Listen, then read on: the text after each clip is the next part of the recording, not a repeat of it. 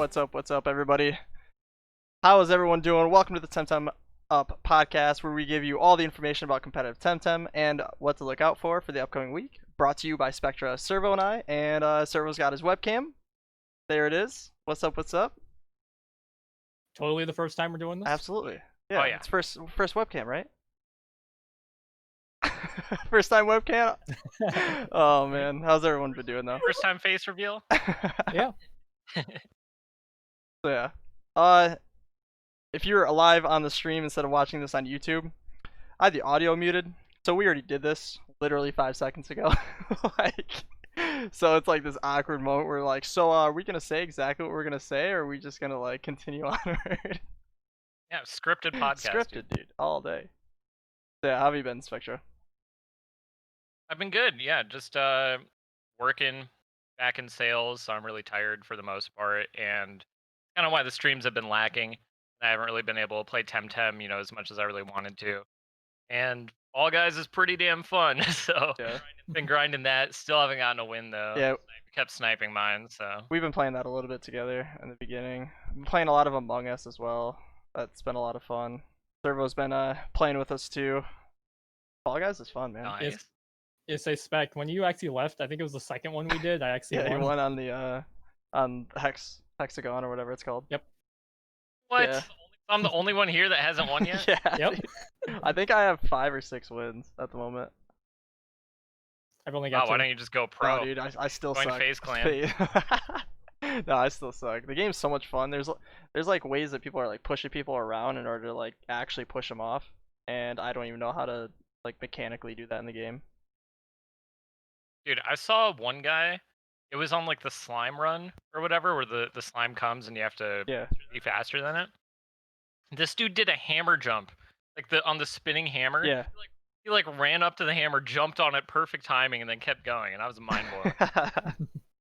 There's so many shortcuts I didn't even realize on that. Yeah, there's a lot of things like that people are, I guess you could say, tryharding. People are saying like, why are you doing all these crazy strats in a party game? But like, I mean, some people have fun in different ways, dude. Like if it's a I mean, we're talking competitive for a reason. yeah, exactly. And also another thing is people say it's a party game, and it's like, well, you can still play it as a party game, but like, if you want to win in a battle royale, in my opinion, I think it's a battle royale party game, right? It's like still have to be good at all the games. So there's always optimal ways to play something. I don't think that's Yeah, people are like trying to speed run the levels now. Yeah. That's what the tryhards are doing. So, I mean, if they're that good at it, I think let them show it off. Yeah. Especially since it's supposed to be a party game, so why would it matter if you win or lose? Exactly. Yeah, there's a lot to go over this week. There's a big patch that came out. We're not going to go over absolutely everything in the patch notes, but we're going to go over the things that kind of affected competitive play, one way or another. And one of the things in the patch notes that obviously everybody already knows about is the Nox trance nerf. Noxolotl got a really big nerf, and yeah, and the raise demoralize, it got, I guess, fixed or whatever. It went back to normal. If Servo, you want to talk about those two patch notes for us? And say it's not a patch note. It was a public execution. Let's be honest. Nox pretty much lost its trait. Like it only procs once now, and honestly, is Pillow even worth running on it anymore? Probably not. I think honestly, Nox is gonna have to be ran in a completely different way. It has good moves, and it has a really good like finisher move, I guess you could call it, with Acid Reflux. It has Turbo, it has Hypno, so it has everything to like gain speed control. But the problem is like it can't like be that never-ending tank that people were using prior to the patch. Nox gets Hypno? Yeah. Yeah. And Turbo. I didn't know this. How? Yeah. It has some good moves. It definitely has good moves, and with a special attack ability, you can use like Madness Buff, Hypno, Turbo, and Acid Reflux. But then you only have one attack, so it's gonna be hard to run Acid Reflux and Madness Buff with running Hypno and Turbo. You're gonna have to like drop one of those moves. But it has a really good move pool, so I don't think it's completely negated from play. But you're gonna have to play it in a very different way with different structure, I think, if you're gonna try to make it work. I think Yeah, you definitely definitely. drop Madness buff, because if you're not tanking as much, you don't want your HP to drop. Probably, yeah. And Trance only procs once per game Yeah. now. Yep. Rip Nox. It's pretty rough. I mean, there's gonna be people like J Dragon really loves Nox. He's probably gonna find a way to still be able to make it work and still play it to its fullest potential without the Trance being as strong as it was before. But we'll definitely see probably in the upcoming week. And then yeah, the Raise Demoralize. Pretty much, if you played Raze before, you know how it works. Pretty much, if 2 Tems get knocked out at the same time, then you bring in, what are you whining for? Then you bring in two different Tems, one on each side for each opponent. Depending on the speed, depends on how if their speed gets dropped or not. Before, it didn't even drop the speed regardless of what speed the Tems were. Yeah, so pretty much when something dies, the fastest Tem that died, that Tem comes in first on death, and then the other one comes in. So if you had a slower Tem, and you brought in Raise after that, the Demoralize now affects both of the Tems on the enemy's field, instead of it being only the one that was out prior. So now you can actually get double Demoralize buff, which is a slight buff to it. It pretty much just went back to what it was in patch 5.15 or 5.19 or whatever the patch was before Kisawa. Yeah, which is what it should have been. Also, yeah, there is another thing. With that Demoralize, there's been a lot of bugs that have been happening, mainly due to them trying to fix move link, I think, and with all of the stuff they've messed around with the upcoming patch. So one of the big things is Kinu and Raze. When they come in on a death as the last Tem coming in, they don't Demoralize and they don't Protector buff. So anything that is supposed to proc when entering the field, and it's the last Tem to where you last Tem coming in on death, it doesn't actually work anymore. And this is a bug from the new patch? Yeah, it just started because of all the stuff that got fixed from this last patch on 6.7. Alright. There's quite a bit of other stuff too, if Servo, you're up to talking about those. Say we've already talked about. Something's been messing up with Inductor. I don't know if it was just your match, but it was something weird that came up on how Inductor works as any electric move used, it heals the Tem with Inductor 8%. However, half the time it wasn't proccing off of an opponent's Tesla prison, and other times it was, but the Inductor like indicator on the side doesn't show up. I don't know if it's like Sweatband's overriding it for some reason, or if it just doesn't proc half the time in general. I know Sparks was kind of iffy the way it worked, but I don't know if this is a bug happening with multiple people or it was just your one match, and that you apparently were the king of bugs that one day, because that's where all of this came from. But yeah, so that's something to look out for with Grumper. Yeah, with Grumper, yeah, it was really weird. There was times it was healing. There was times it wasn't healing and the Inductor popped up. There was times it was healing and Inductor didn't pop up. We still have to look more into how it works exactly, because it might be off of the AoE strikes, it might be off of only Tesla Prison, it might be off of if he gets hit or not. There's just so much things we still have to look into for that. But yeah, Inductor isn't working and not as intended, so there's times in which you're not going to heal when you're supposed to be healing, and 8% is obviously 8% is 8%. It's kind of needed. If you're supposed to heal, you should get that health, right? So that's definitely something that's really annoying if you're running Grumper right now. Something to look out for when you're playing against another electric Tem. And then we have Slingshot. So I've been messing around with Slingshot a lot lately, and there are a few bugs within Slingshot. So one of the things is Slingshot, it doesn't proc off of AoE strikes unless both of the Tems have 1/4 for resistance. So if you have, let's say, a Grumper and I use Electric Storm with Kazuma, and you have another Tem that gets half damage, it doesn't work. Slingshot won't proc. But if he has a Grumper and a Volphy, well, that doesn't work either, because you would have to have two Tems that get hit with 1/4 if you are going to use Electric Storm. So that's kind of annoying, because there was times in which I used Electric Storm thinking I was going to get the proc, but I didn't get the proc for the damage, or for Slingshot, and I was kind of annoyed by it. I didn't know why it wasn't working because the way it's labeled is when attacking and I forget exactly what the definition is, but it pretty much labels that if you attack with a move that does 1/4 damage, you should get +1 speed, +1 defense, +1 special defense, and it wasn't working intended. Yeah, because like if you're doing 2 Tems that are 1/4 and you Electric Storm, in theory you should get a double proc from Slingshot. Yeah, well, probably not. I think because it says when using a technique, so it should only proc one time if it hits a 1/4, regardless if it's both or not. I think that's the way it should be. Slingshot could be broken. Say maybe they fixed it to where it only procs once per battle. Yeah. I don't know. It was tested a little bit more by Trilix. Trilix was saying that, like one of the things is if you have Volphy and Grumper, and you use Electric Storm, it only hits one Tem. So because it only hits one Tem, that 1/4 procs the Slingshot. But if you're using it, and it does hit another Tem with Electric Storm, not just the Grumper, then it's going to negate your Slingshot proc, which is a little weird. Yeah, that sucks. Yeah. Yeah, another bug that's been going on is, yeah, the Protector doesn't proc off on death as last Tem, same with Demoralize. And is there any other bugs that came to mind, Servo, that you wrote down?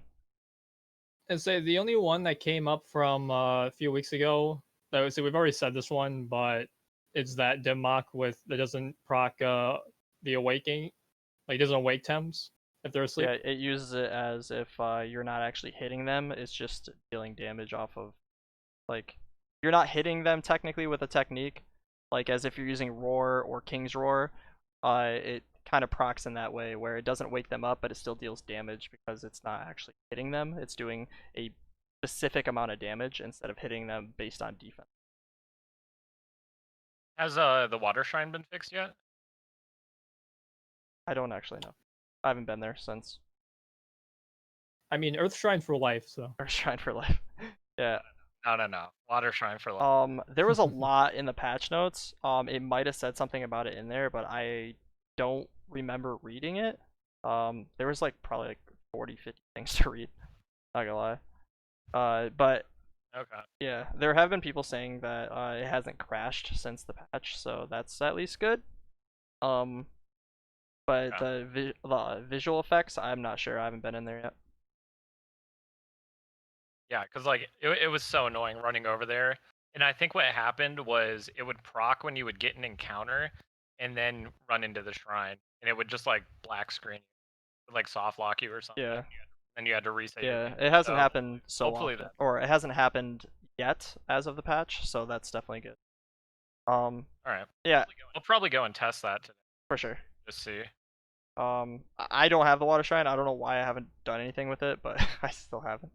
Yeah, and then another thing that is still going around, they never fixed it yet, is move length the speed, for the trait of gaining +1 speed. It unnoticed still sometimes randomly just doesn't proc when it comes in on a switch in and doesn't get hit. So that's still happening. That happened day 2 of the patch, yesterday, I think. So wait, yesterday was the patch. So yeah, it happened yesterday, and that's kind of annoying for MoveLink users. MoveLink is still a really strong Tem, even though it doesn't have that little bug when it's used last Tem. So it's kind of annoying that you still can't even use it, and you have to like hope and pray that the unnotice procs when you switch in, and that's not something you want to do in a game that's supposed to have competitive play with no RNG. Yeah. Crema, get your shit together. So yeah, kind of annoying. Hopefully they can fix those for the competitive bugs. There's probably many more that are within competitive that we haven't found yet, but the patch is so new we haven't seen all of it yet. Those were just the ones that we came across in the last, roughly 24 hours. So hopefully things get better, and hopefully they can try to fix it as soon as possible. Especially with the whole raise and protector. And honestly, Slingshot. Slingshot isn't even that great of an item, but I think it'd still be like a lot of fun to test out and use. in specific situations, but it's not even letting us do that. I'm kind of wondering if Slingshot is meant to proc off of allies as well, just to giving Toxin Shower use. Yeah.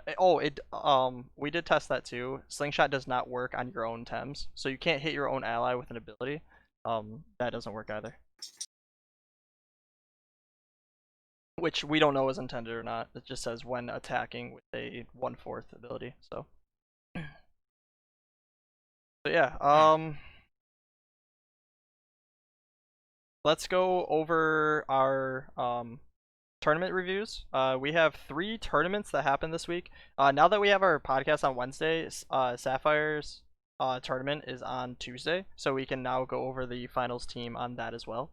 And we can switch over to the Plus Weekly 23. Let's take a look at that really quick. Tournament I got bodied in. First tournament I've ever dropped from, dude. Damn. People just realized you banned my grandpa and I lose. Grandpa's good, dude. Oh, are you talking about with the Grandpa Prahar team? Yeah, Yeah, Heart. So, let's go over this team really quick.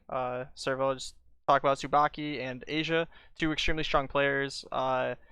And yeah, we're seeing Kazuma in play and more size munch, so I think it's gonna be fun seeing, starting with Tsubaki. And say, are we sure this was last week? This looks like pre Kyusiwa. Yeah, it's I mean, it's looking good though. I like a lot of the times because it's not the same stuff every single week in the finals, which is kind of cool to see. Say this is pretty much what I expected to come from just from the meta in general. Obviously not a lot of people have picked up on this, but if you've noticed, we've gone into kind of a special meta where people are picking up more special attackers, mostly because of Cernif, and they've been becoming wins because of Nox, just to do more damage.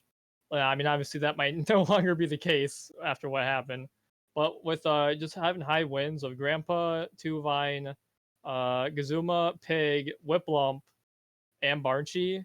That's just all win coverage. Especially, I know Tsubaki's Barchi didn't have turbo, but Pig and Kinu does.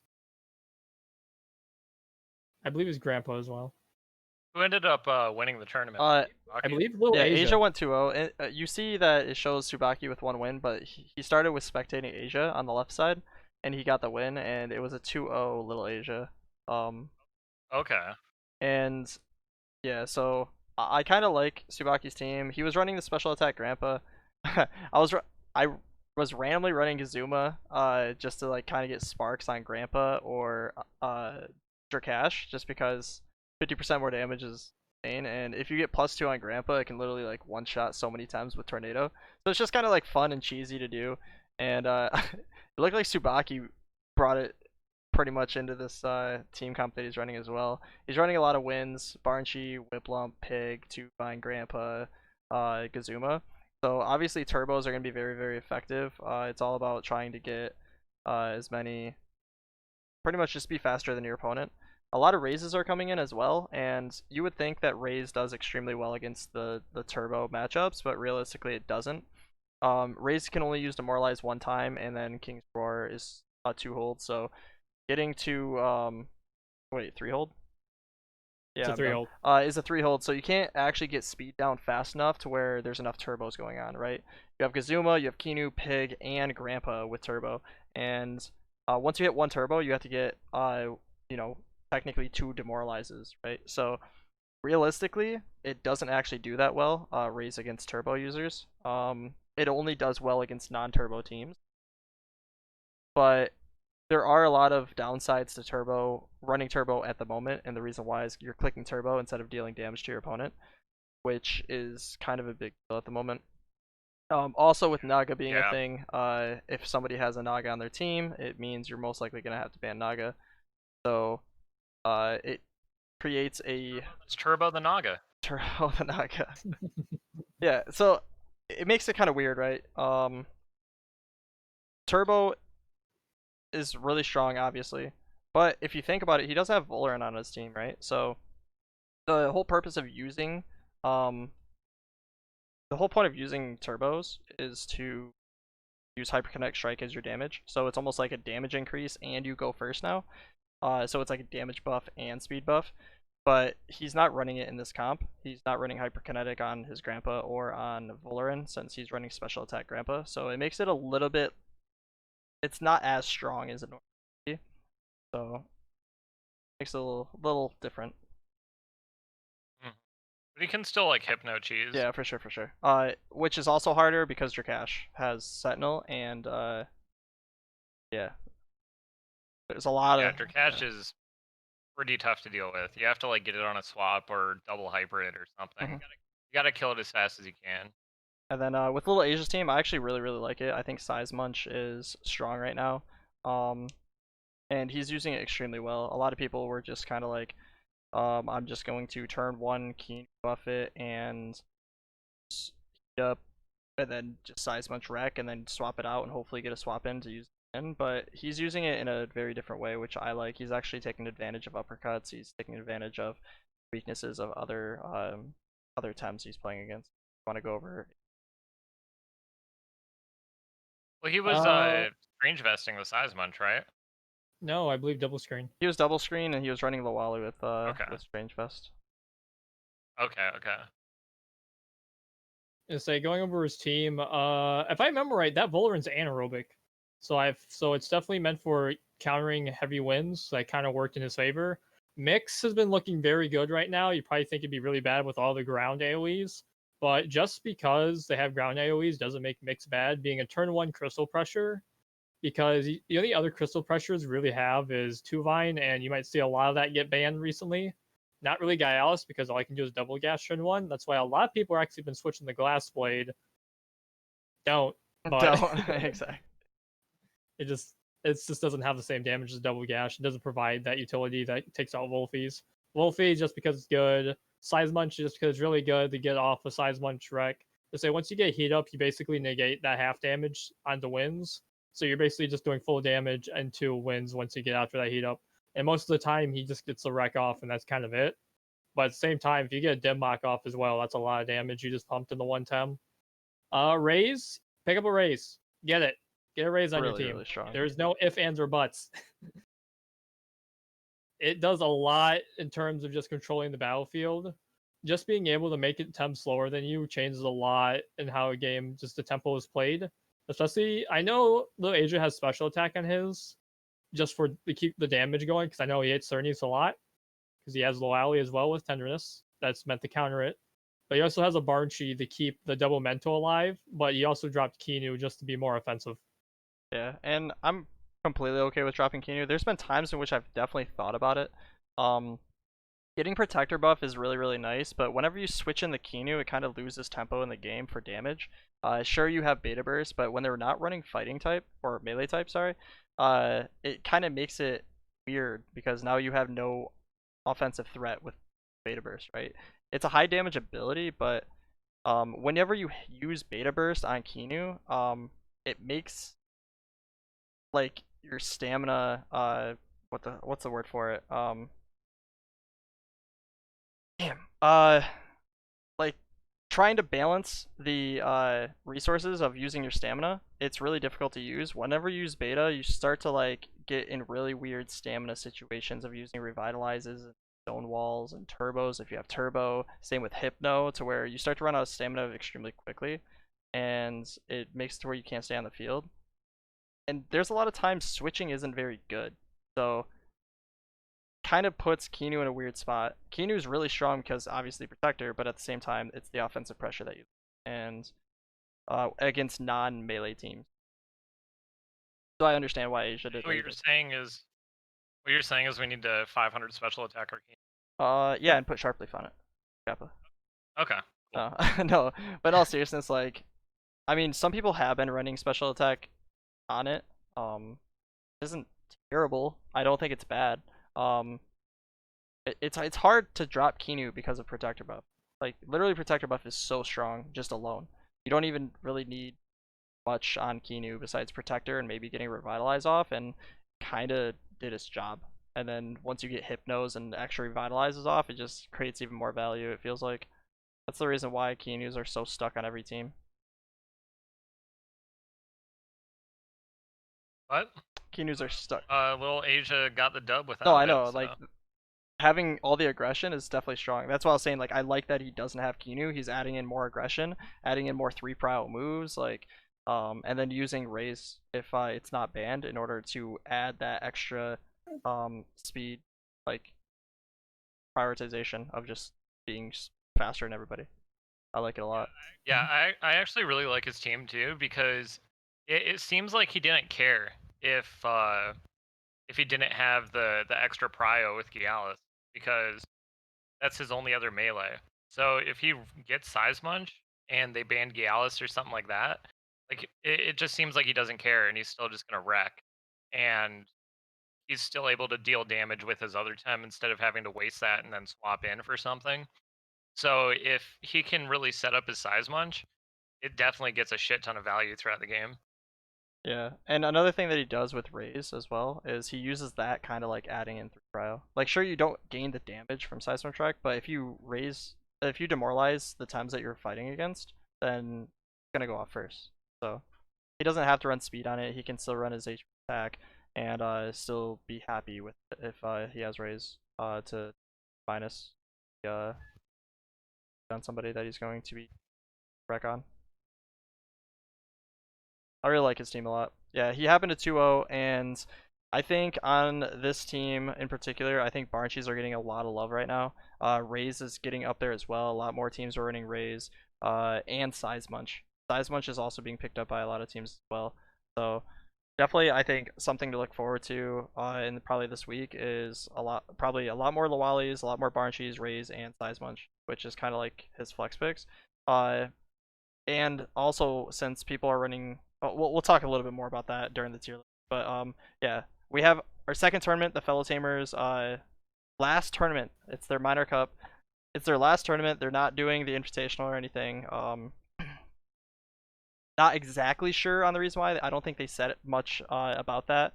I think it's mainly just because they maybe not getting as much love as they hoped they would or something. I know that they broke off from Temporium. It used to be Fellow Tamers and Temporium together in order to create more exposure towards the Fellow Tamers Cup. So with them not being together and them separating in their own ways, maybe that might have been one of the reasons for it as well.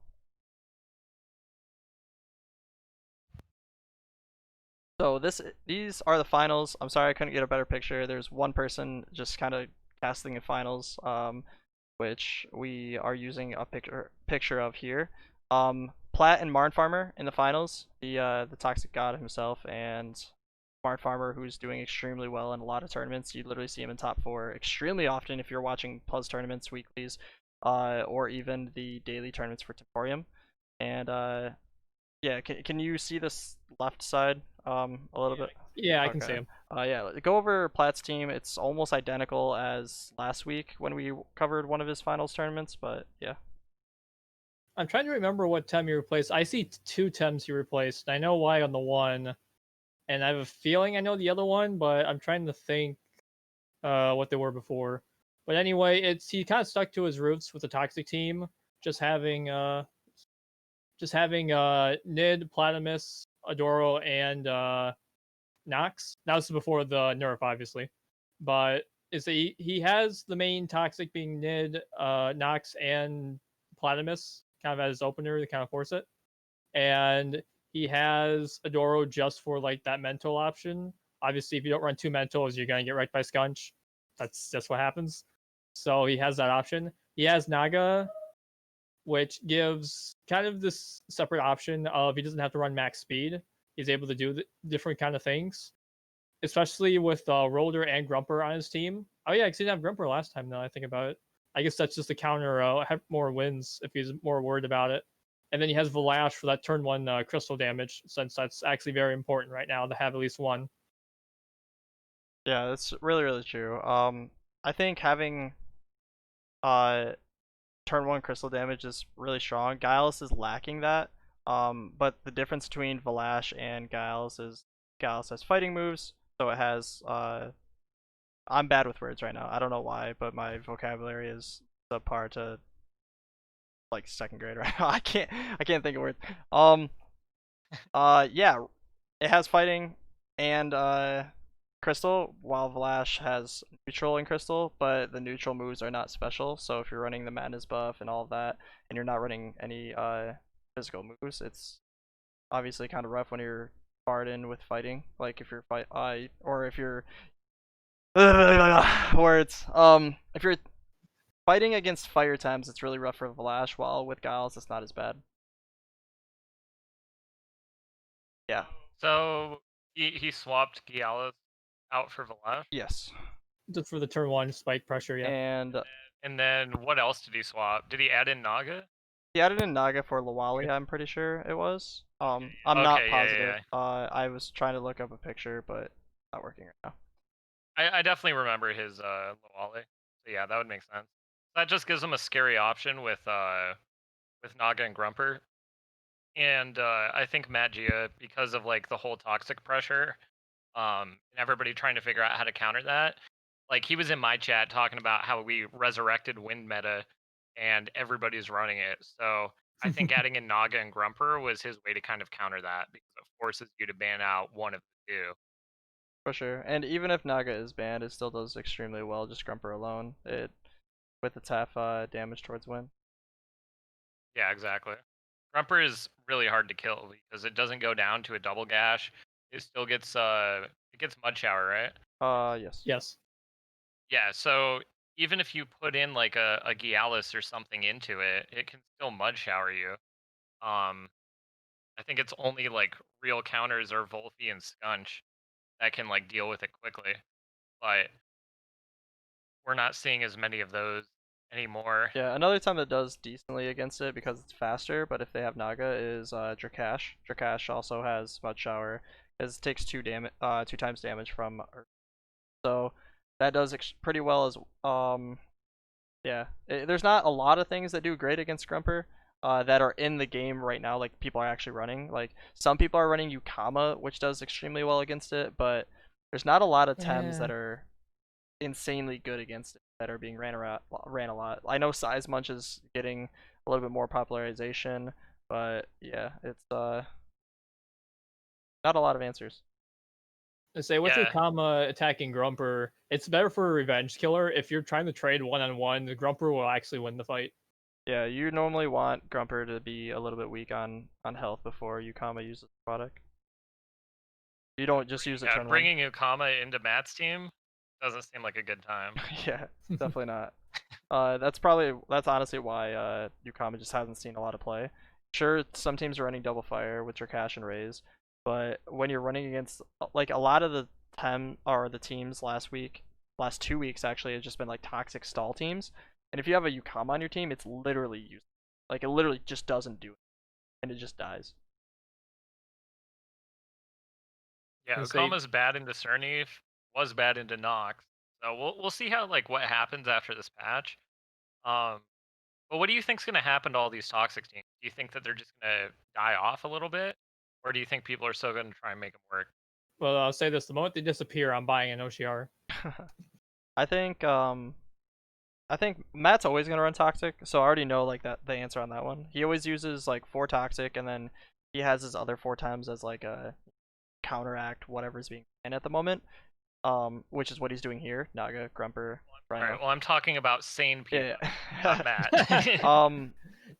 Yeah, but if they always run toxic, then I never have to buy the OCR. I think it's That's still how it works. gonna be okay. It's just kind of hard to deal with right now.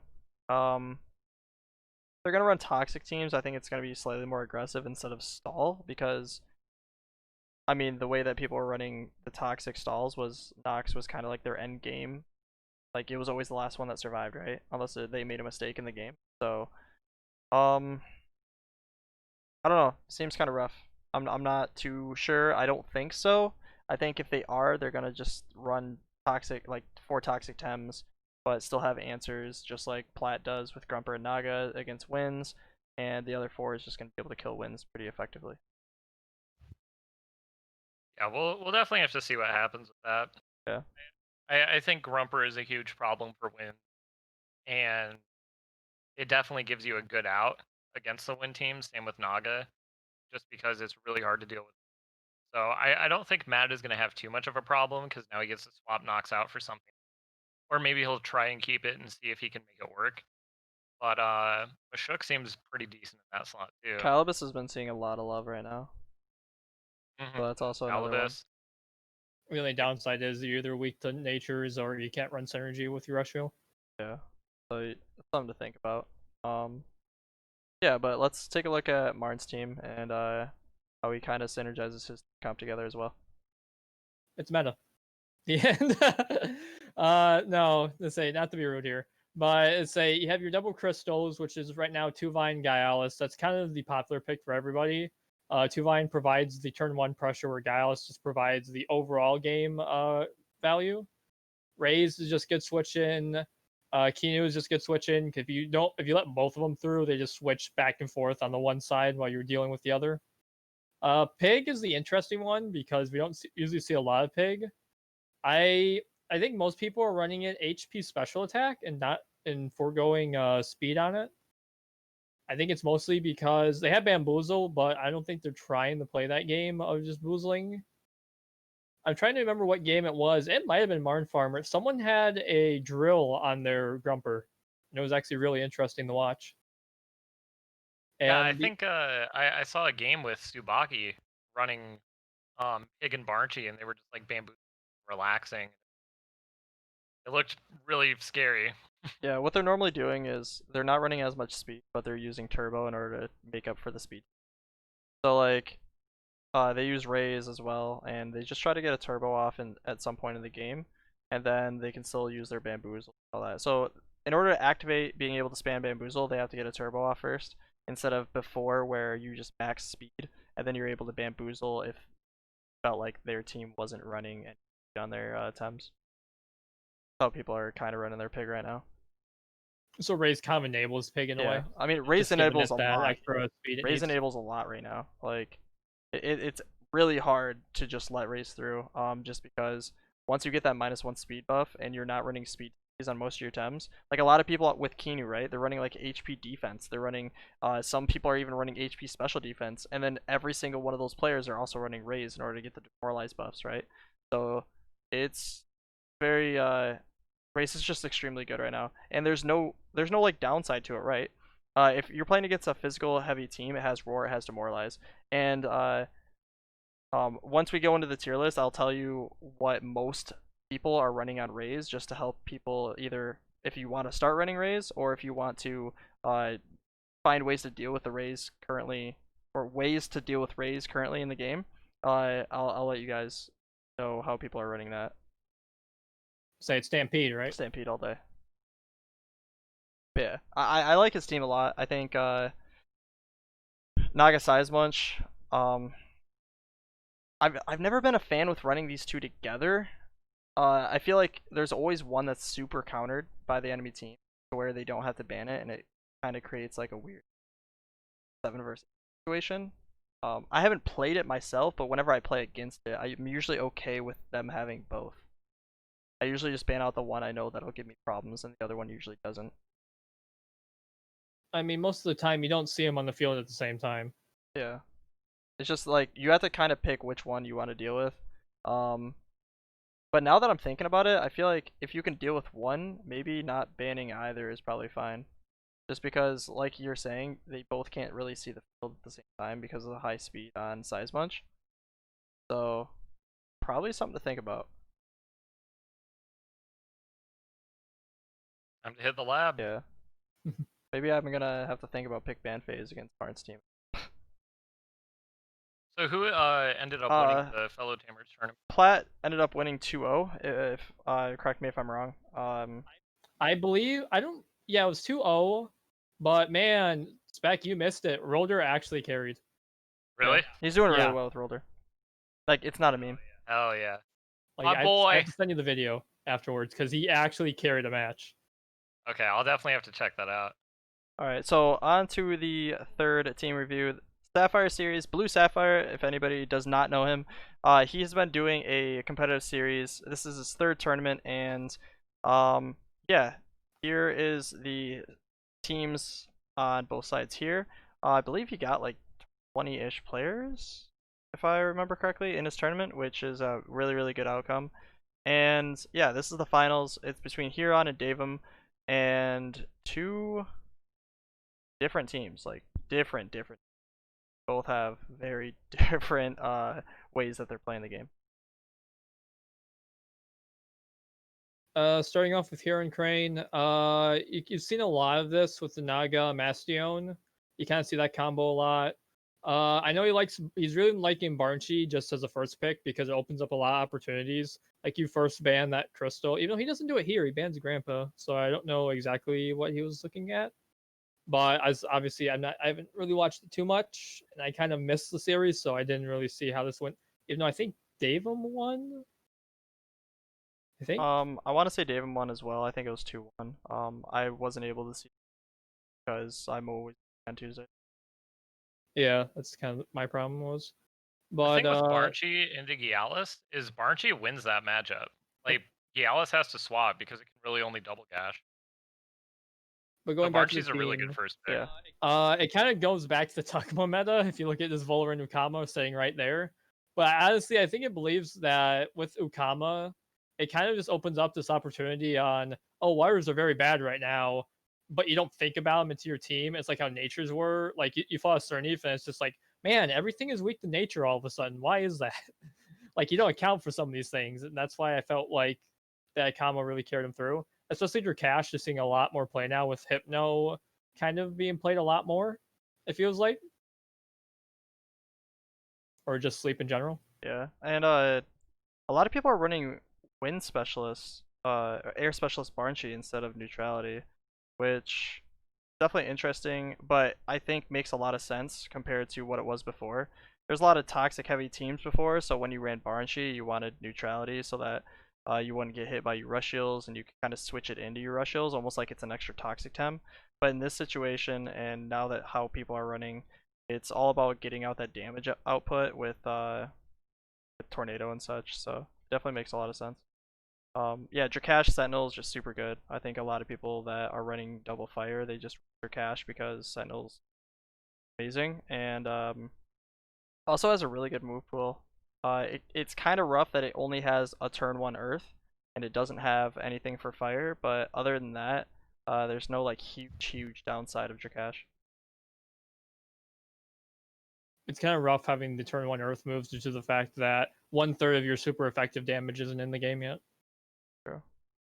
And yeah, let's go over Davum's team as well, and then we'll like talk about both of them at the same time.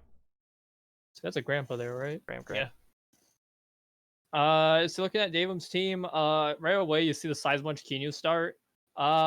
This could be very powerful if you don't have the right Tems to kill it right away. Say having a Wolfie Okama, I don't think Huron Crane had to worry about it. Grandpa, if you haven't fought a special attack Grandpa yet, you're lucky. Yeah, you're definitely lucky. Because those do a lot of damage. Obviously, this isn't a Sparks variant, but it does a lot of damage ever since. Oh god, I'm gonna say his name wrong. Yeah, Setsuka when he first introduced it. So thank you, Setsuka, for basically making us worry about all that now. Voloran, I don't know what Voloran this was. I'm assuming aerobic just because this looks like a high aggressive team. I could be wrong, but that's just kind of what it looks like to me.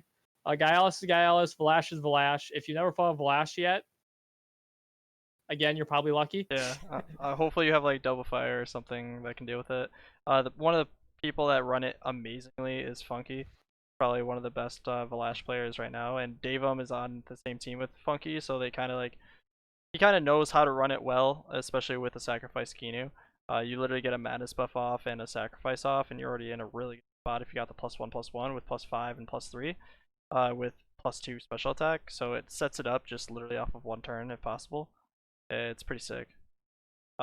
I'd say one thing that's kind of interesting, the correlation between the recently two tournaments. Notice that the team with the Valash won. Coincidence? Yeah.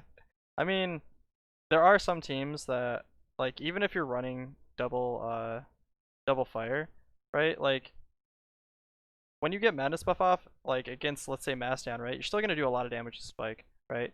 So and also there's something that a lot of Valash players are using. They're using Rend.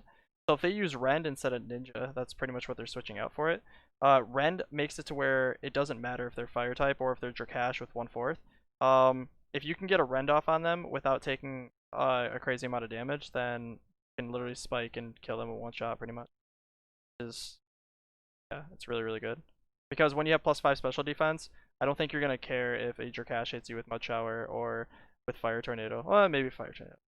Pretty rough. But Well, if you got Madness off, you might be yeah, fine. so it makes it to where the +5 setup with Kinu, off of pretty much 2 turns, is really, really strong.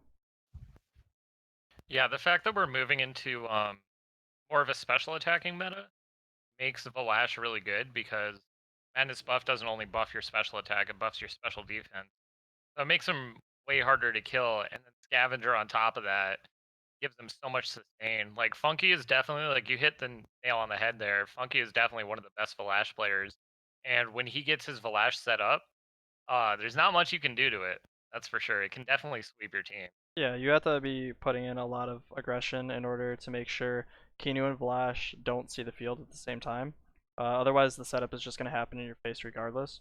And one of the answers of being able to do that is typically banning Kinu, but when you're banning Kinu against a team like Davum's, let's say you ban Kinu first, right?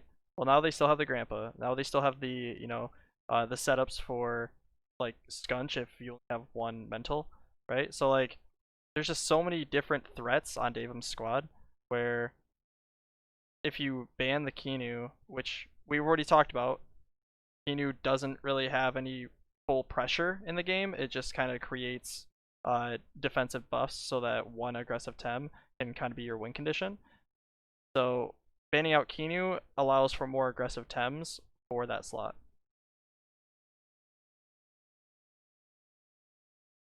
Yeah, definitely. And Davum's team also has a really good balance of special attackers as well as physical attackers. They can really deal with a lot of different teams that he sees, which is why he probably made it to the finals and ended up winning. So Ronan took down 2 of the 3 tournaments this week. Yeah, Ronan happened to take down 2 of the 3. Yeah, and no, I do Let's like go. Huron's team a lot, and he is bringing in Yukama, which is very different. There are some teams, obviously, that it's bad against, and there's some teams that it's good against. I feel like the team that he's playing against right here, against Davum, isn't the greatest team to run it against because it's not running double fire. But if he was to be running against a double fire team, Yukama wouldn't be in a bad spot. Having the double waters would kind of like have the answer to it. I'm not sure about who he was playing against or what teams he was playing against on the lineups before, but yeah, definitely when you run Yukama, you want to be fighting against double water or a double fire team for sure. Yeah, and like, just because he got second place doesn't mean like his team was bad, because obviously it was extremely good. It's just like in this matchup specifically, Ukama wasn't great here. So maybe Ukama put in a ton of work before this point. Somebody was letting us know that Blue Sapphire had sideboard. Oh, really? Yeah, I'm asking right now. I'm super curious about that because I didn't actually know that Blue was running sideboard at all for 10 times pick 8.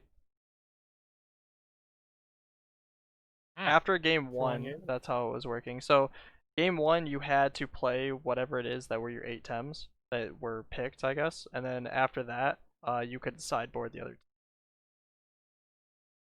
So I guess that's how it was. Oh. So it was 12 Tems? No. I guess so? Wait. Was it 12? Say I wasn't there to look at it, so. Huh. Oh, so it was 12. So you had 8, and then you could sideboard after game 1. So, and you had 4 extra Tems you could sideboard. So a little bit different of a process from what we were seeing before. But yeah. A lot of Tems. I actually didn't know that. I thought it was just full 8 teams. I kind of wish I looked. I kind of got pictures of game 2 and 3, or game 2 as well, to see like how he tried to adapt against a team like this. All games in top 8 ended 2-0. Wow. Rip. Yeah. So another segment that we always go through. We go through Carth's tier list. Carthth brings our tier list every. Yeah, he pretty much plays every week and updates a tier list. I'm pretty sure if you've ever seen Carth's stream, you've seen this tier list, and this was last week's. The top Tems, obviously Protector Kinu. It's hard to really say if it's S tier, A tier, or B tier. It just depends on against the teams that you're playing against because it can enable, but if you're playing against hyper aggressive teams, it can be rough having a passive Tem like Kinu. And then the top Tems last week were Gaialis, Volarin, Volfi, Sernif, and Naga. Close up behind were Tuvine Mix, Mooflank, and Skunch. Looking at the changes this week, obviously we could go through every single Tem, but that's just going to take too much time. I'm pretty sure we just want to know what the top Tems at the moment are and what the changes are for each of the Tems that we're going to go over. So, looking at the updated tier list, top 6 now instead of 5 is Naga, Gaialis, Volfi, Volarin, Raze, and Sernif. Still close behind is Tuvine, Mooflank, and Skunch with the added Grandpa coming up clutch there. Who was Mix before. Mix got moved back a little bit, but not much. It's mainly because Barnchi and Mix are kind of like that coin flip on which one they want with either King or Naga. So yeah. Let's talk about a couple times they got moved up. Gazuma did get moved up to C tier, probably because of the Sparks stuff I was doing and the clips that were made, I think, maybe. Because I feel like because of Tsubaki jumping in and getting it into finals and a lot of random clips being thrown out there with Gazuma Sparks, I think that might have been a reason. And yeah, another one is Raze being moved up to A tier. It hasn't seen A tier in a really long time, so it's kind of nice to see. Paharic in E tier. Hello. What? It's niche. No. Luma Paharic in E tier. And it's niche. The reason why it's E is because you're not gonna run. You have to run that with Grandpa, right?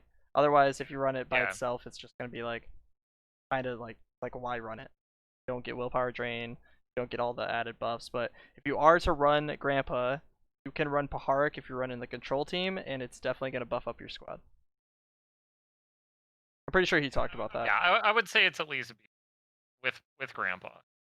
Yeah, with yeah, I think it's roughly the same, like low B, with Grandpa for sure. Like you only run it if you have Grandpa with control matchup.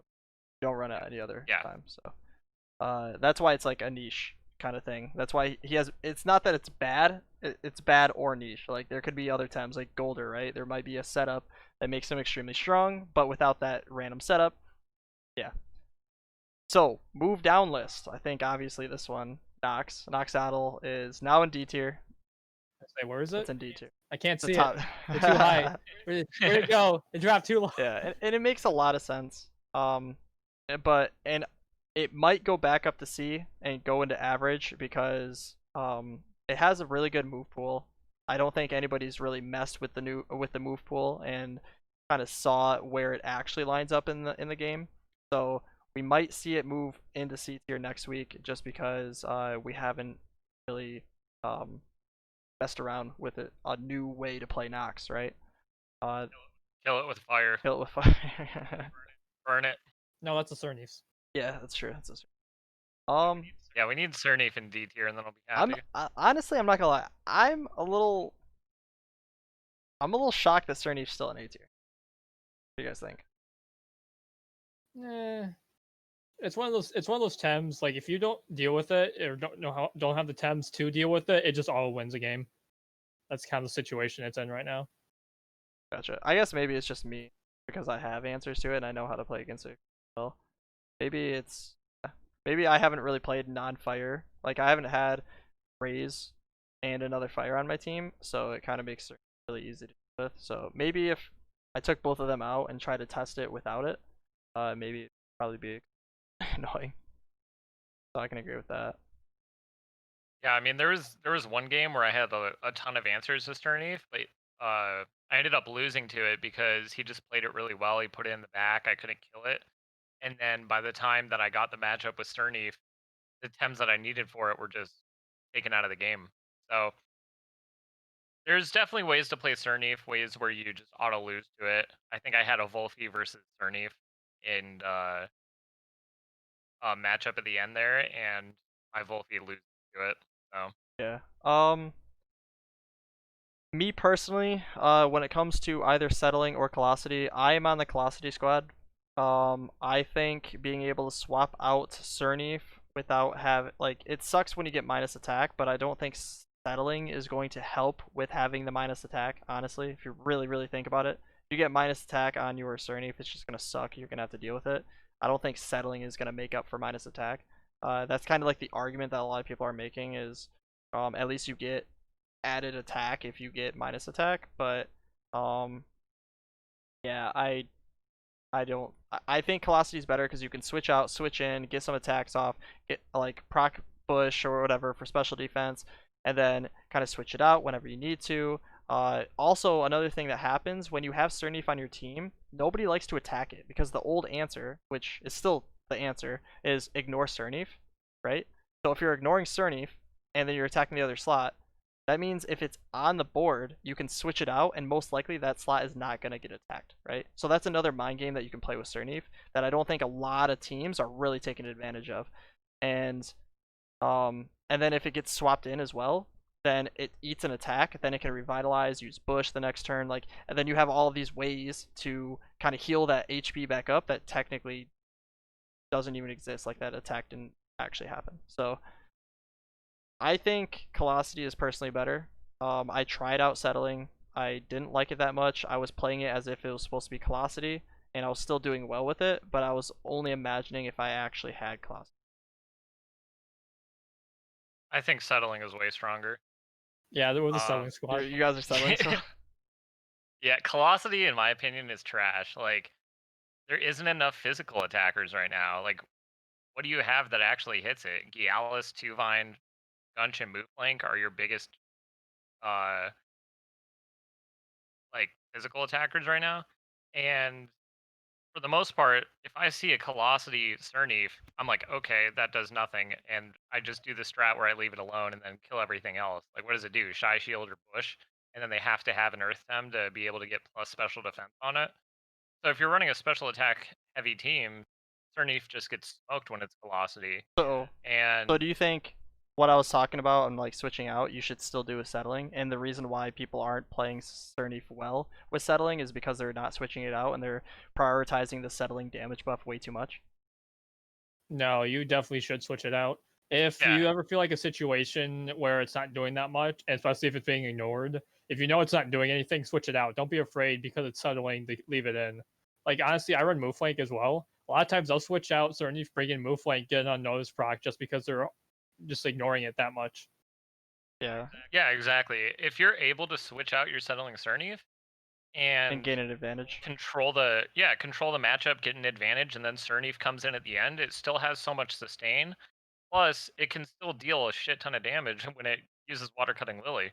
So it just makes it very difficult to play against. And when it comes in at the end, it just heals up. And if it starts getting those settling buffs towards the end of the game, what do you do against it if you have nothing to kill it? Eventually, you lose. Velocity just kind of it doesn't get that raid boss kind of um, damage output, and it eventually will die, especially if you have a heavy special attacking team. I get you. So then you agree with me where people are playing settling Serneefs wrong by just keeping it in and prioritizing the settling buff way too much? It depends on you your definitely team, should be swapping. but yes. Okay, because Like, if your team is like Keanu, Raze, Gary, then yes, Cerny's staying in on one side. yeah. So Well, exactly. another question is, do you get settling buff when you switch in, like on the next turn after switching? Yes. Okay. It's at the end of the turn. Settling's better, dude. Is that you don't get +1 until after 7 turns, so you have to keep that in mind. Yeah, I guess I was just thinking about that. Because there was times in which I was playing Serneef and I was thinking I was switching it so often to the point in which I was like switching it into physical attacks, and I was like, yo, if I just had Velocity, like I'd be full health with +4. Like like that's kind of like what I was thinking. And then also at the end of the game, it's pretty much like there's 2 games where it was like I was spamming Shy Shield because it was like I was against a 2-vine at the end, and then it was literally Humiliating Slap, Shy Shield, Humiliating Slap, and he's doing damage while it's happening, and then you have to revitalize, and then it sets up a real spot where you're never actually gaining defenses, but I guess there's ups and downs towards it. I think gaining, now that I'm thinking about it, with more of what you guys were saying, maybe you can still play it and switch it around. Just don't prioritize the settling as much, and you'll probably have a better win percentage with it then. Yeah, I mean, even with settling, I feel like Sernif destroys Tuvine in that kind of matchup because sure you're shy shielding and he's humiliating slapping, but that's like what 7 stamina versus 20. I Yeah. don't know exactly how much shy shield is, Both times but was against a sweatband on both sides, so like it just created a really weird situation where, um, like I couldn't get my defense up, and then uh, it was 2v2, so because it was -1 defense, he could also attack with the other Tem, and it just died because of it, and it was kind of annoying. I was like, if I just had Velocity, dude. If I just had Velocity, wouldn't have to deal with this. But at the same time, uh, yeah, I guess it makes sense. Obviously, it's just one scenario. I'm probably being just based on like one situation. Maybe never supposed to win a situation that I was in. So, yeah, yeah, I think settling is way scarier because it forces them to do something to Sernif. Whereas Velocity, you can just like double the other slot for the most part. And sure, you can get that, move flank unnoticed proc when they leave it alone, but that's one turn, and then sure, move flank gets +1, so it's going to be at like what 180 speed, and it has goring. But for the most part, you can deal with a move flank, whereas settling Sernif is very very difficult to play against. When it gets set up or when it comes in at the end of games, it's just like, what do you do to this? Because you can still shy shield. There's ways to make it unkillable. yeah. So with the upcoming, we've been seeing a lot of scunch move flanks on teams lately. What do you guys think about that? Kind of forcing People people. have been Yeah, slacking. People have been slacking on double mentals, and that's what happens. yeah, This is something you have to be used to. You have to run double mentals now. yeah. I think And if that doesn't convince you, wait until Yowler comes out. Then you'll be convinced. yeah. We need better mental. I mean, I think we have okay mentals. It's just, I mean, Barnshy doesn't have high Yeah, we have HP. okay mental.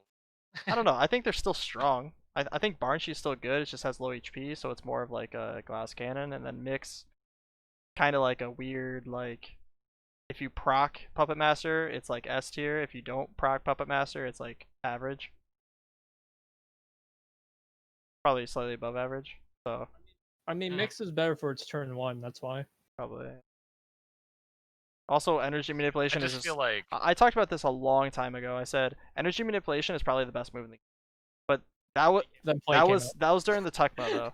Like I literally thought if only there was a way to make mentals work, which you couldn't back then.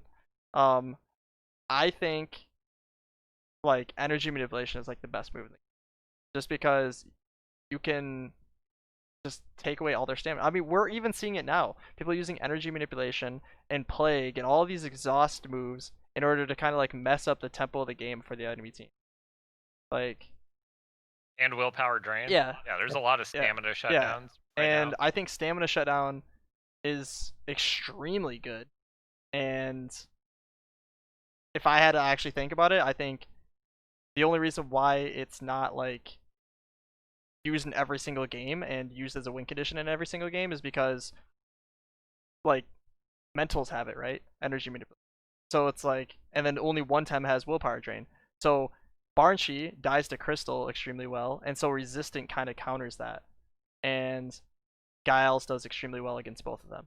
So because a Crystal Tem has Resistant, it makes it not as strong as it could be against every other Tem.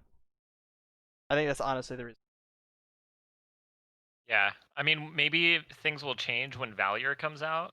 It'll be a physical mental, and hopefully it's like beefy and can actually deal some decent damage. Because I think the biggest problem with mentals is they're all just glass cannons for the most part, and you can mostly one shot them with any type of crystal, other than like maybe a Doro or Kinu, because everybody specs to be able to survive a lot of that. And Adora has a ton of special defense, but Nyx, Barnchi, Naga, for the most part, they're just getting obliterated. Yeah, and I think that's why two Vine is still up there, because like if you need two mentals, right, to deal with Skunch and Mooflink, if you have two Vine, Skunch, and Mooflink on your team, I think those are kind of stapled into your team. If you have Skunch Mooflink, I think two Vine is needed, because if you don't have two Vine and they have double mental, it's like, what are you really gonna do again, right? Because whenever there's double mental, usually Skunch isn't really in a good spot against that. And two Vine is going to be good against every single mental that is supposed to kill Mooflink and Skunch. But if they don't have enough mental types, you ban that one mental, and now Skunch Mooflink just go ham. That's kind of the one benefit of Mix right now, is that it can kind of fight a 2-Vine. Yeah.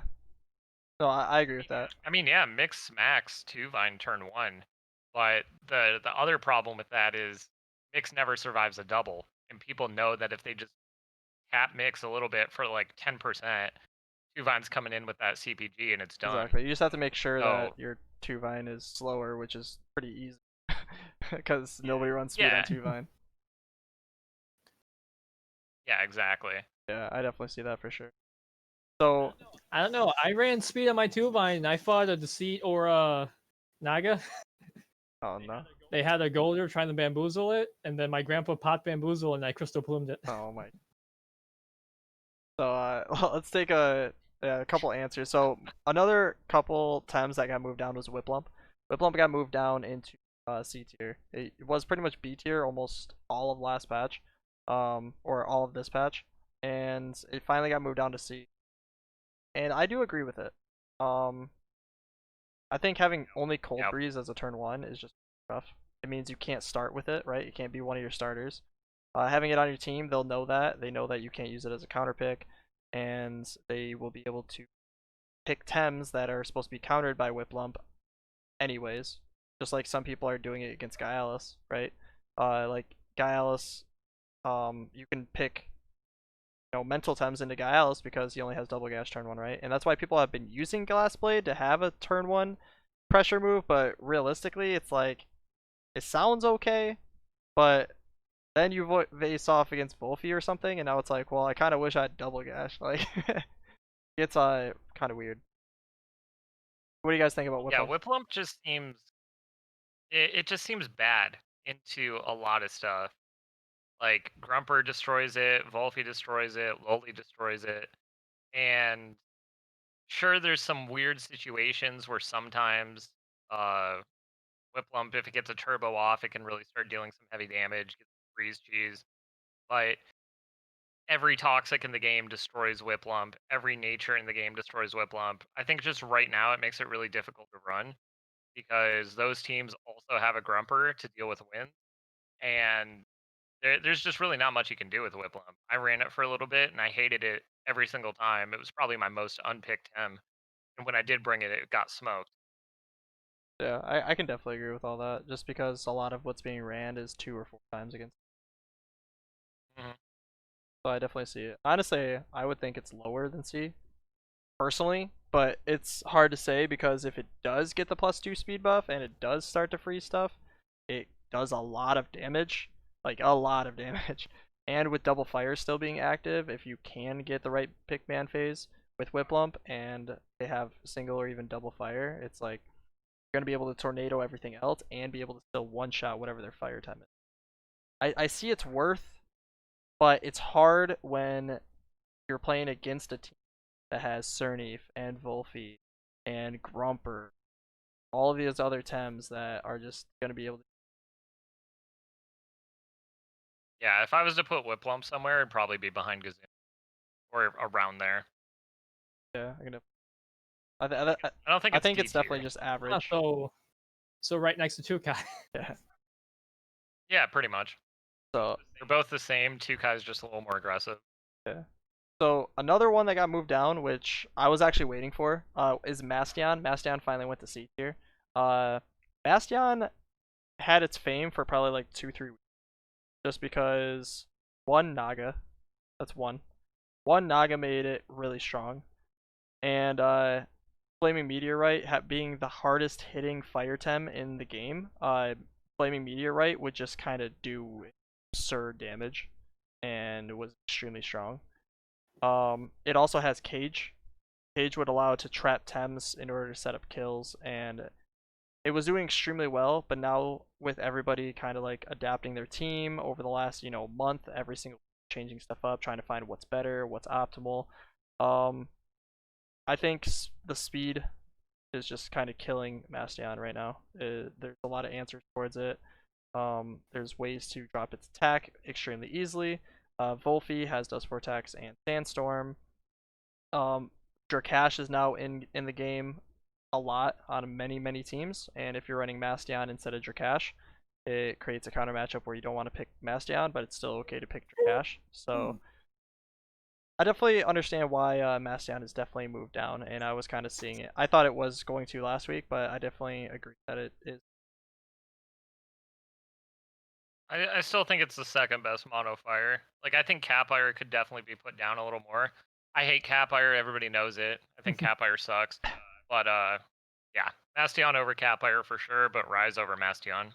But Extinction. Yeah, I think Capire, yeah, definitely. Capire is good when it comes to using Doom comps, right? There was the Doom comp that was really good that Carthh was running.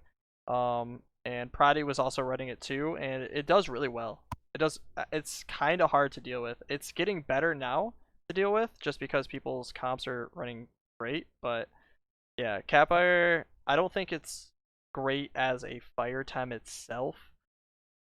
I mean, it's hard to really say because it's like a Bastion, but it has speed, but it's not as tanky. So if you want speed but less tankiness, use Capire, right? But it also doesn't have Meteor Storm. So like that's kind of like what you have to throw away if you're gonna pick Capire. Also, its trait, you have to pick one of two traits, like Last Rush or I forget the other one, the no overexertion thing or Resilient. yeah, I forget what it was. You can't kill yourself on overexertion, So which is bad. so you would have to use that as a last Tem, and being a mono fire means kind of have something that resists fire at the end, and you'll be okay. I mean, it does have heat up, but like we're talking about, having tempo in the game, clicking heat up isn't the greatest thing right now. Being able to dish out as much damage as fast as possible is better. Unless you're size munch. Unless you're size munch, true. Because you get a 3 problem. Only thing with Capire is it has to heat up, and then if you leave it on the field, it automatically dies. So then you have to swap it out and then play 4v5 until there's a good time where you can bring in Capire to actually do something. Yeah, that's why a lot of people are So, using like, Doom with it. They're using it as like this tank that uses Doom and has Talisman and kind of kills people with 4-turn Doom. That's why it has block, it has all these defensive things that it can use. Doom isn't real. Dude, Doom is so fake. there's only a couple people that are actually running it, but it's still pretty good. Wait, didn't you lose to Prati? I lost to Prody Okay, twice, but Twice. all I'm saying is 0-2? I haven't seen Prody in finals. We haven't seen Doom in finals. A lot of people aren't running the Doom comp, though. That's a big fact. A lot of people aren't That's running not the a Doom patch, comp, dude. though. Yeah. So it's hard to Thank say how God. strong it is when only technically 2 or 3 people have been actually running it. And Carthh doesn't play in tournaments, and Prati literally trolls and memes in tournaments. And when he did play in that tournament, he did extremely well in Swiss rounds, but he lost in the best of 3 rounds because it was bring 10, pick 8. So the other 2 could have been counters. So if we're running the standard pick 8 Tems, play it the whole tournament, there's a chance that people aren't going to just have the counters on their team immediately. So something to think about. I just think Doom loses in the best of 3 for the most part. Yeah, I mean, it definitely can. Usually you know if it's Doom before, though. Like, you see, like, Schween and shit. Pocus, and like, alright, wait, what is this? Let me think for a second. Yeah, it definitely makes it awkward. I hate Doom. I hate playing against it, but you're supposed to, right? Yeah, I mean, I personally think it's still a strong team. I think one thing that would be really cool is create a tier list of specific team comps that people are running that are based on specific typings. Maybe something we can do next week. Like, That'd be kind of cool. talking about specific team comps people are running, what kind of what people are running, like usage wise, like how can I explain it? Like synergy wise, like a lot of people when they run Volfi, they usually partner it up with the or or 2 of these 3 gems. And then if you choose Naga, it's like, okay, this works well with Bastion and Grumper, and you know what I mean? Like, I think it'd be kind of cool to have some sort of list that is created like that we can probably make. Maybe not for next Yeah, I'd week, definitely be down for that. but definitely something that we want to probably try to make. I think it'd be really cool. Help out a lot of newer players and help them understand like kind of like what they want on their team, instead of someone just looking at a streamer's team and saying, or like a random match and saying, oh, he has these 8 Tems, I'm just gonna make these 8 Tems, right? Like, actually think about what they want to synergize their team and how they want to deal with stuff. I think it'd be kind of cool. Yeah, you can always copy a team, but if you don't understand exactly why they're running what they're running, then you're just not going to be as good as, somebody who won the finals with that Yeah, team. or you can copy it, but you have to figure out why he's doing or what the he's way doing. they're situating their team off of specific matchups as well. Like, that's something that there's a lot more to think of than just like, okay, run HP attack on every Tem and just throw these 8. I mean, it'll probably win you games, but it won't win tournaments. Yeah. So something to think about, the way Raze is pretty much being ran right now. So a way to run it is HP speed. HP speed allows for roars to go off first. After you get a demoralize off anybody. If you demoralize anybody and you're not -1 speed as a Raze, you can roar. You can King's Roar. You can Embers to get the burn tick so that they do 30% less damage. You're using Raze as a utility Tem, so having all of these moves go first after a demoralize proc is what you want. It's plain and simple. Like, it's way too good. You don't have to run 500 HP speed. If you want to take away some speed in order to add into like special attack or special defense or whatever it is that you feel like you need, even stamina, then definitely go for it. But yeah, HP speed, if you want to start running Raze right now, it is the way to go. Its utility is just way too good, especially against attack heavy teams, and will not be disappointed running. I've tested many different Razes: special attack, HP special defense, HP defense, HP, literally like every type of Raze. The best that I've seen, especially in this patch in Kiswa, HP speed does so well. It's so good right now. And crackhead take from Adikar. no, I'm serious. Like, 135 speed is its max. Like, yeah, but if you get a demoralize proc, I don't think you need that much. no, that's what I'm saying. You don't need max speed. I'm saying HP with speed and then extra points into stamina or special attack is probably what you want right now. If you want that, if you want to like spec into tanking specific moves 2 or 3 times, then add some defense or some special defense. But the special attack can allow for harder hitting fire tornadoes, which is pretty much the only thing you're hitting with that and embers, right? So you're typically using burn ticks for 30% less damage, roars, and king roars. Get those off before the opponent, then like you did your job. Like, that's the whole point of it, I think. So yeah, I mean, I always make sure that like when I run Rise, it has enough speed to outspeed 2 line, but I don't go like any crazier than that. Yeah, think about it, dude. You want to know what outspeeds 2 Vine? Full speed. Full speed, dude. You know what also outspeeds 2 Vine? What, like enough speed to outspeed 2 Vine. Yeah. Nobody's throwing speed on their 2 Vine. So, honorable mention for Servo. Hey, it's a good 2 Vine. All right. So, notable mentions for this week. Scunch Mooflink making its way back into the comp scene. Be wary of it. Try to make sure you have answers to Scunch Mooflink. Or if you don't have answers to Scunch Mooflink, make sure you can deal with Mooflink and still be able to ban Scunch and the rest of the team. And yeah, so that is going to be coming up. Grumpers are showing huge presence right now. A bunch of people are throwing Grumper in their squad, counteracting all of these grandpas running around. Definitely be wary of that. They're also running that with even more Nagas. So Naga, Sizemunch, and Grumper are being shown in the comp scene a lot. So make sure you have a team prepped against those 3 as well. Another one that you're going to have to be wary of is Drakash.